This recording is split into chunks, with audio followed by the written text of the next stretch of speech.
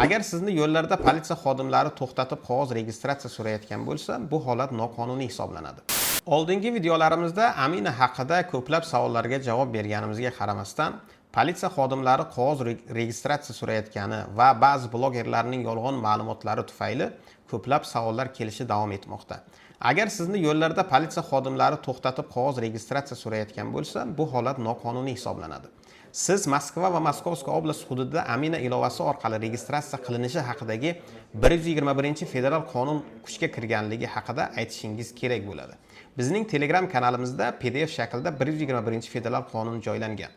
Shuningdek, 121-federal qonunga ko'rsatilgan ma'lumotlardan foydalanib, sizlar uchun maxsus eslatma tayyorlab Telegram kanalimizga joyladik.